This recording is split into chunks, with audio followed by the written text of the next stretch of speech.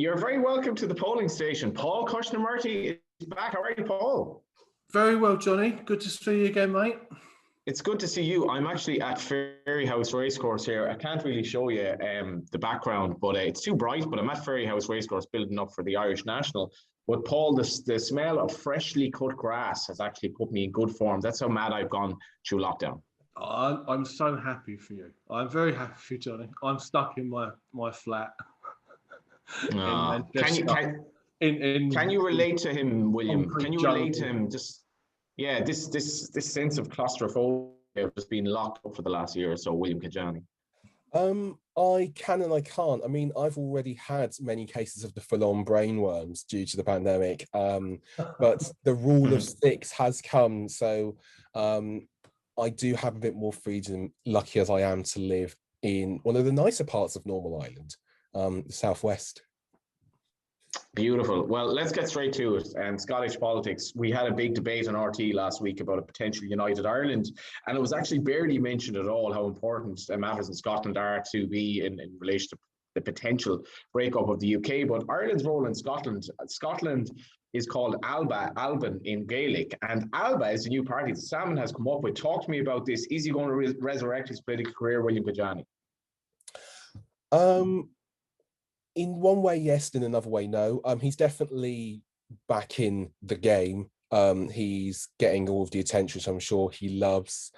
He's a big player once again now. I'm sure he and his supporters will see it as kicking on the cause of independence, others less so. I think it's very much worth noting that he is significantly less popular than Nicola Sturgeon. There can be a narrative built around Alex Salmond that he has the same powers of persuasion that he did a decade or so ago. I highly doubt that is the case. I can get the exact stats for you when I look him up in a second, but I know for a fact that he is about, I think, 40 to 50% less favourably looked upon than Sturgeon, and that is including the battering that Sturgeon's personal ratings have taken during these recent inquiries. What have you made of it all, Paul? Well, I trust Alex Salmond as far as I can throw him, and I think that this is an internal, personal. This has got very little to do with Scottish independence and more to do with some power struggle within the SNP and his reputation. I think William's absolutely right. I mean, his approvals are terrible compared to Sturgeon, so I don't think that Salmond is going to make some great national comeback, right? But the Alba Party's got profound implications for the SNP and for Scottish independence. I mean, kind of like, the conversation we've had ever since 2014 about Scottish independence has still been stuck in this simplistic in or out conversation, right? And Brits recognise that from Brexit, right? Of course, the subject is incredibly complex, right? What sort of independence? Are we going to have the pound? Are we going to have the euro? Are we going to do something else? And nationalists have always been split on that question. Now, you add this in now with a further split to the independence movement and the damage that is being done by Salmond to Nicola Sturgeon's reputation, and it could bring the whole thing down. I mean, I can't help but feel that we're going to end up with a referendum one day, and Alex Salmond will be the villain. He'll be the guy who ruined the independence movement. Which would be remarkable, really. Will there be a Scottish referendum before the end of 2025? Yes, 10 to 11, and no 10 to 11 now with Star Sports. And if there is a vote, it's even money, yes to independence, no to independence. And William, we've spoken with Paul about this before, but is Nicola Sturgeon in a better place now than she was, say, a month ago before she had to deal with this mess? She is, because she's been cleared, right? And people may look favourably or unfavourably upon that verdict. I think people's pre-existing views of her, and maybe to a greater point Scottish nationalism, had coloured that before it was even decided. But now that's officially out in the open, I think she's definitely in a better place.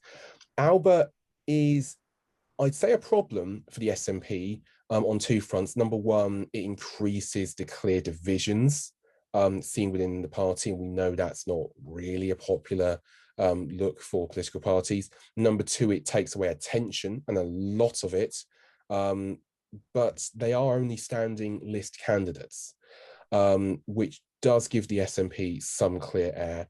And for all that Salmond is going to be a thorn in Sturgeon's side for the foreseeable future, the strategy they are looking to get endorsements for is Alba first, SNP second, or the 2 votes for the independent supermajority, as they say. So there are going to be a lot of profound implications, but I think, are going to come in terms of the optics, in terms of the political strategy, and just in terms of the bandwidth that the SNP have to make their case for independence.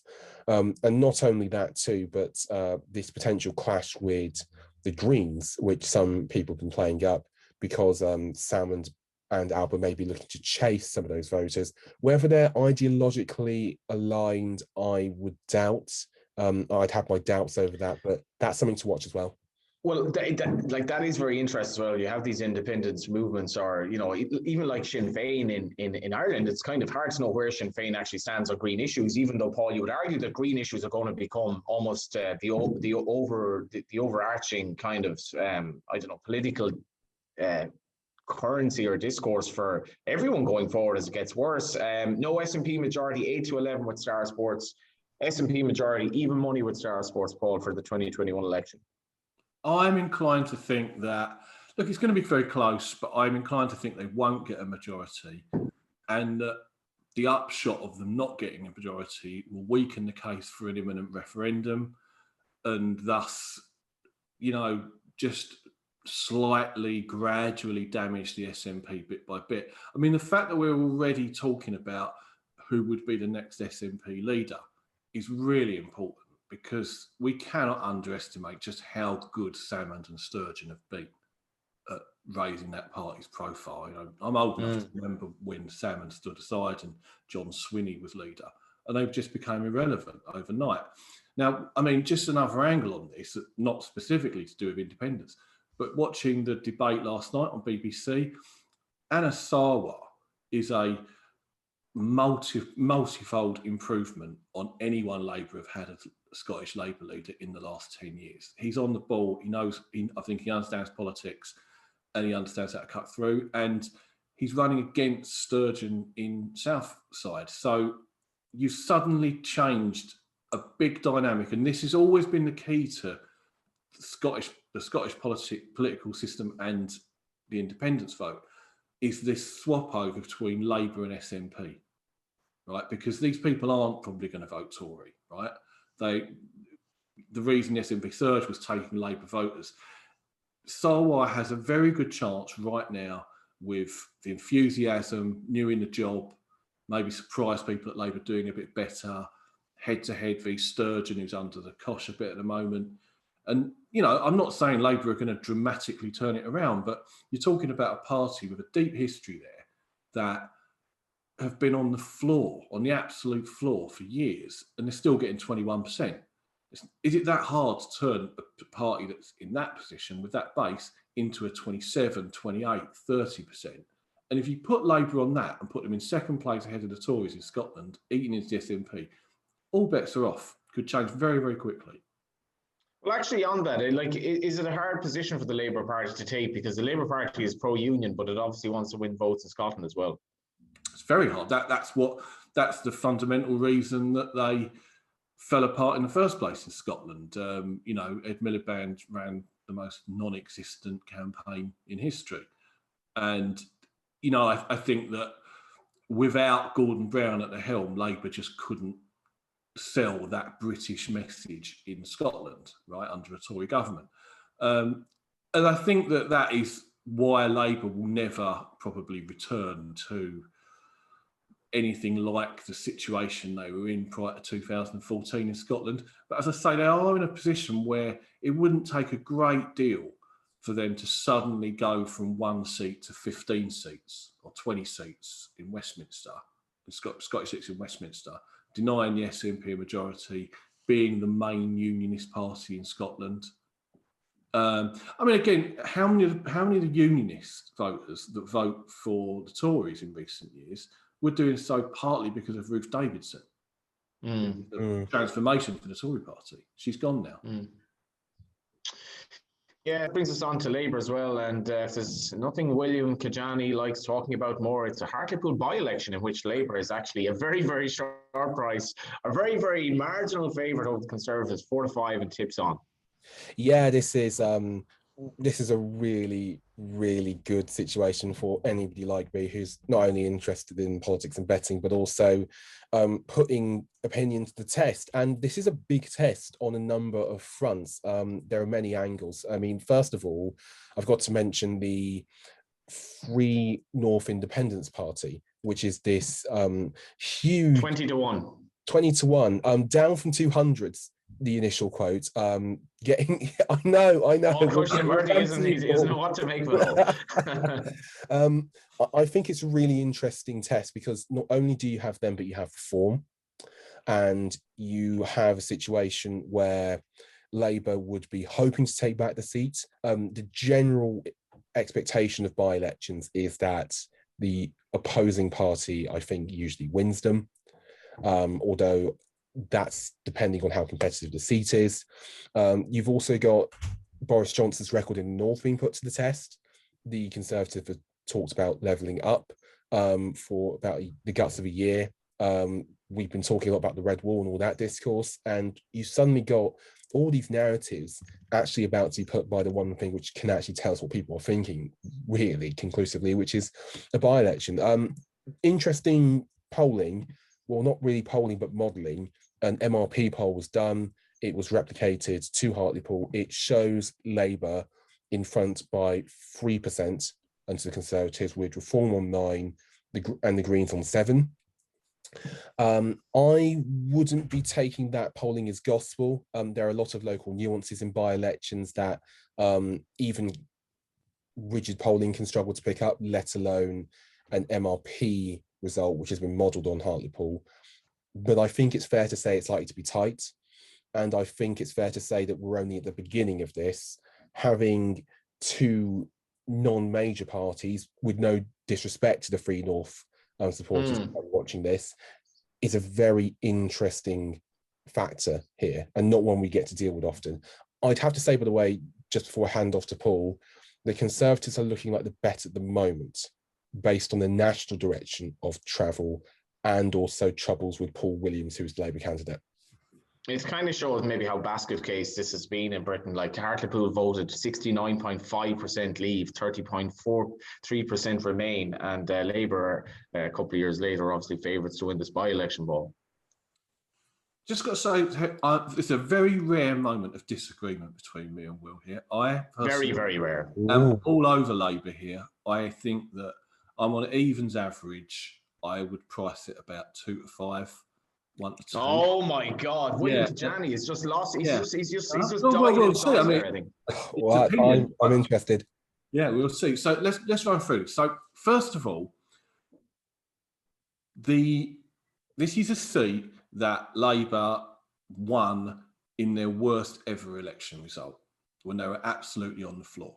Right now, as much as Starmer is not having a great time at the moment, they are in a better position nationally than they were in December 2019. And in polls of Red Wall seats, and I think the opinion one the other day had them ahead in the North. So there has been a swing. I think it was a 3.4% swing since the election last. I know these are small samples, so that's not gospel, but it does seem like Labour in a slightly better position. Now, remember, as you said at the start, the thing about by-elections is the opposing party, the opposition party generally does well. Now, since 2010, as inept as Labour have been nationally, repeatedly inept, they have done well in by-elections. They were tipped by a lot of people to lose Oldham, Western Royston, to lose Stoke-on-Trent, Peterborough, particularly when the MP even went to prison, right? Yeah. And they still held on, and they do so because they have a solid get out the vote system. They're very good with a postal vote, and the Labour Party is a strong institution still. And so let's take that and let's move on to what happens at the last election. They got, again, a bad situation. They still got 37, was it 37 or 39%? The Yeah. MRP says 39. This is the core Labour vote of 39%. I think they'll get around that. So to beat that, you're going to have to get 40. Now, I don't believe the Tory party will ever be able to attract that number of people in Hartlepool. I think that, let's look at, again, the Brexit party ran in Hartlepool and got a large number of votes. They did across the north. Why did Farage send them there? Why is it he stood down in the south but held them in the north? Because he calculated that these voters would not go over to the Tories. They would either sit on their hands or stay with Labour. And you have to think, if you weren't motivated to vote, if you're a Brexit voter and you weren't motivated to vote for Boris Johnson in the Brexit election, will you be motivated to come out in a midterm by-election? I'm not convinced. Then you've got another factor, which is this particular characteristic in Hartlepool to support small parties and candidates. I mean, we know about Hang Us the Monkey winning the mayoral election, and we know about the Brexit party doing well, but there was also UKIP did really well before they were doing anywhere else. And you even look through some of these results and you see Arthur Scargill getting 2.4%. Yeah. Your little independent social party, Save Hartlepool Hospital. So they do have a culture of vote of small candidates. So I think for the Tories to get rid of Labour, they're going to have to unite a whole lot of groups of people in the constituency who haven't voted Tory in the past. So I think that we will end up in a 39 for Labour, 33 for the Tories, and the rest of them sharing out 30%. Last word to you, William Kedjanyi.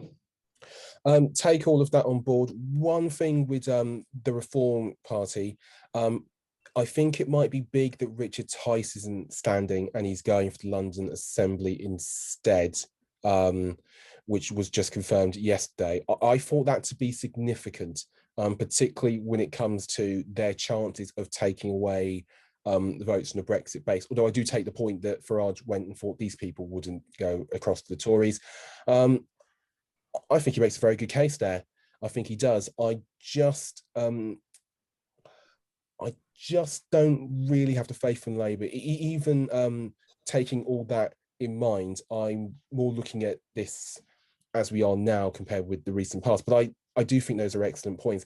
I just think the Labour Party's in a bit of a weak place right now. I think even though Starmer has cut the gap based on where the polling was when he took over, I think cracks are beginning to show.